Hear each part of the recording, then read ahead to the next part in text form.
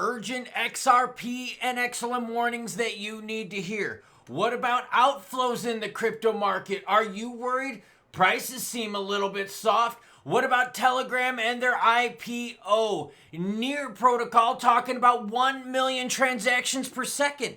But do we need 1 million? We'll talk price action along with... I say lots of naughty things, so here's your warning. And I'm really digging the purple background. What do you think? Right up on the screen? Got it. Meme, by the way, taking the biggest hit here as of late. We're going to talk warnings for the crypto market, transactions per second. Do we really need that many? But before we get into that, your comments. By the way, XRP Vegas has got some juicy news.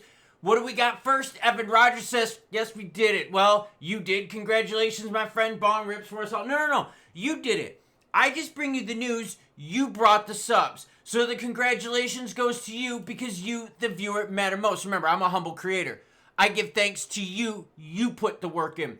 Scott Swirl says, thank you for your great sense of humor and your awesome research for bringing us the truth. This is market manipulation at its finest. I know in my heart and soul where XRP is eventually going to go. It's just a matter of patience and time.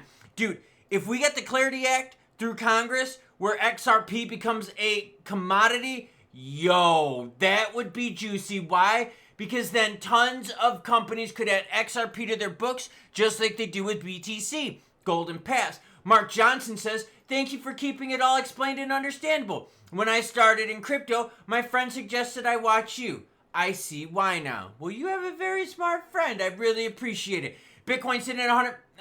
It's just a lot of red up on the screen. I don't want to do prices right now.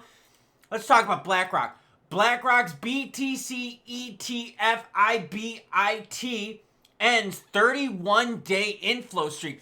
So there was a lot of money flowing in, but then all of a sudden the China thing happens and money flows out. See, so it's not just retail that panic sells. It's the big institutional money that freaks out as well. BlackRock's BTC ETF ends a 31-day inflow streak with its biggest outflow day ever. So if you think retail got spooked, no. Institutional money got spooked.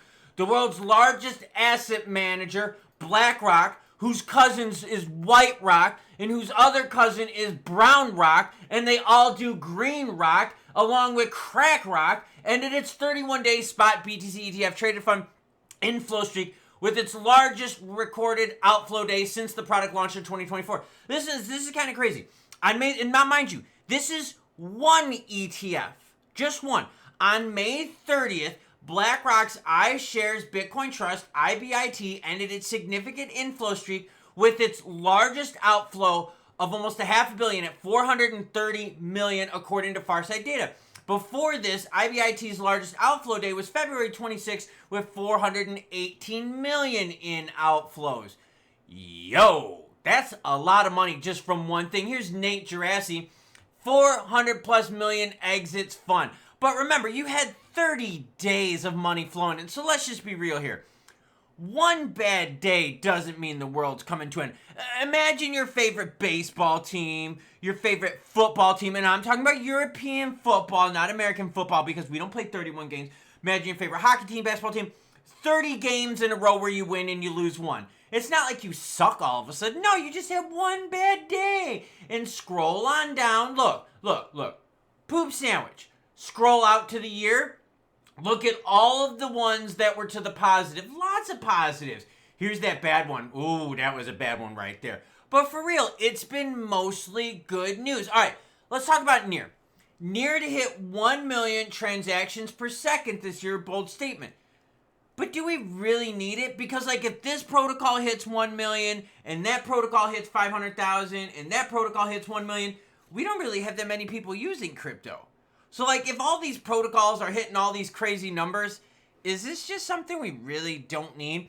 Or are these players just touting some big numbers? Near Protocol, high performance smart contract platform, might be the first layer 1 blockchain to achieve 1 million transactions per second bandwidth as soon as this year. I mean, it's cool, but we don't have that many people using this stuff, right? I mean, think about that. Like, it's cool to have, but like, you don't have the usage just yet. Now, granted, I think more usage will come when we get the regs, But again, regs probably aren't going to be coming until when, everyone? Until most likely August, if not after August. So we got time.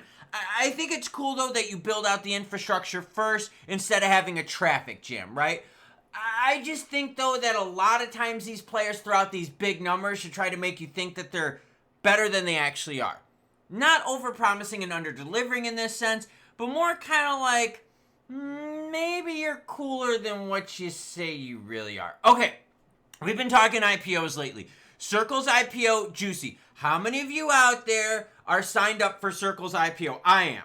Now, that being said, it's pretty much how do I put it? Not oversold, but over wanted. Like, there's more people that want the IPO and signed up for it than it is available. So what about Telegram? Telegram and Toncoin, who's currently in the red but has really done pretty good. Telegram, a little bit of IPO rumor. Telegram's $1.7 billion convertible bond raises fuel for tons expansion and hints at an IPO. Would you be interested in a Telegram IPO? The reason I'm bringing this up is because we know about the crazy number of users in Telegram. And I know a bunch of you listening right now use Telegram, and you have crypto groups, and you talk to each other via Telegram. I'm just bringing this up because we've seen that Circle's IPO is bigger than players thought that it would be. If Ripple were to do IPO, I know like everyone listening would want to sign up for that. Would there be a lot of you that would be interested in Telegram's IPO? I don't know. Let me know down below. That'd be pretty cool, right? Okay, now let's talk about market warnings. Okay, what's happening in Vegas right now? XRP Vegas. Okay, so if there's a big event happening in Vegas that has to do with XRP, what do you think there's going to be a big problem with? Scams. Oh, okay. Beware crypto scams. A fake airdrop on xrp.org tricked users into sending 1,000 to 500,000 XP with promises to X returns. Okay, so if something is relevant in the crypto space, you're going to have a lot of scams regarding it, okay? So you got a lot of scams right now talking about, ooh, XRP Vegas, XRP giveaways. Dude, scams. They're not doing anything like that. Brad's not doing it. Joel's not doing it. Sudur Alderati's not doing anything about it. Be careful about it. What about XLM? This one just was released. And you're like, bro, what do you mean just was released? Listen to this. Development of investments liquid ecosystem. Attention alert. Another scamming asset issuer. Another liquid squid has been spotted, and this is the address and wallet. Please report this to Stellar.org for making scam assets on Lobster. Yeah, Lobster's filled with scams. And here's the problem. When you have the Stellar chain, when you have XRPL, right, these are open source things. And you can name things whatever you want. Remember when Stellar launched USDC on their chain? There was a ton of fake USDC. Remember when they did the MoneyGram partnership? There was a ton of fake MoneyGram partnership stuff. Remember when XRP did RLUSD? Before RLUSD even officially launched, there was fake RLUSD all over the XRPL chain. That's my point. You got a lot of scams out there. So before you send any XRP, any XLM to anything, please be careful. And when you have these big events, like when XLM and Stellar does their Meridian event, there's tons of scams that pop up. Now that XRP Vegas is going on, you have tons of these scams popping up. So please, be careful. I'm doing my part to warn the community. Please do your part and pass stuff like this around so no one gets screwed. The worst thing that could happen to any of us out there is that our hard-earned XRP, XLM, HBAR, whatever you're into, gets taken by a slimy scammer. Now let's swing it on over to global crypto news, where what? Volume? 126 billion. Okay. Altcoin season, not looking too hot right now. BTC dominance is ruling the roost. Oh, market cap. We slid back. We slid all the way back to May 8th in terms of market cap. Yeah, all because of tariff news. Now, what does this do? This sets us up for some June action. You're like, but bro, what's happening in June? Two things right now. We're going to be, blah, blah, blah, blah. I'm going to leave that in because I make mistakes, okay? We're going to be debating the stablecoin bill in the Senate in June. We're also going to be debating the Clarity Act in the House. That's for the rest of crypto, okay? So, two big things going on. One in the Senate, one in the House. We also got Jerome Powell in the Fed. Don't expect a rate cut. Do not.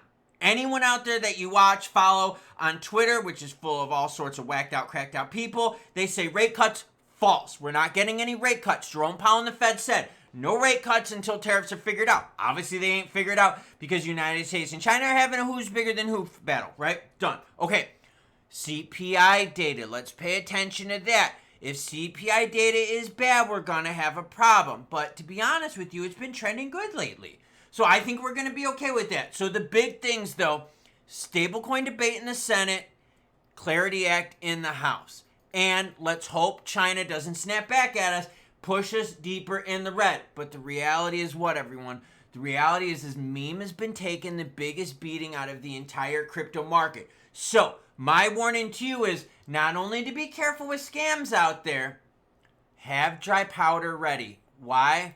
Because if we do get a little bit of China tariff action, a little bit of a snapback from China, it's going to be discount on aisle 2 action, baby. And I'm finally feeling decent enough to go hang out with my wife for lunch today. Well, I'm not feeling decent enough, but I'm taking a blend of meds, which is going to be able to get me through to lunch where I can tolerate going out because I have like very little energy. Pequeño. I don't know if energy is male or female. But the reality is that the market right now is paying close attention to tariffs. And by the way, when I come back from lunch, I'm going to be having 2 boxes of Papa John's pizza because we beat Papa John's in subs. But anyways, back to the crypto news, okay? No, and I'm going to share that because we're going to do another video tonight. Either way, markets are paying attention to tariffs. Markets are paying attention to macros. But right now, what are we focused on? The debates coming up in June. So, tariffs, debates, choo-choo what? Choo-choo bitches. I'll catch you later today.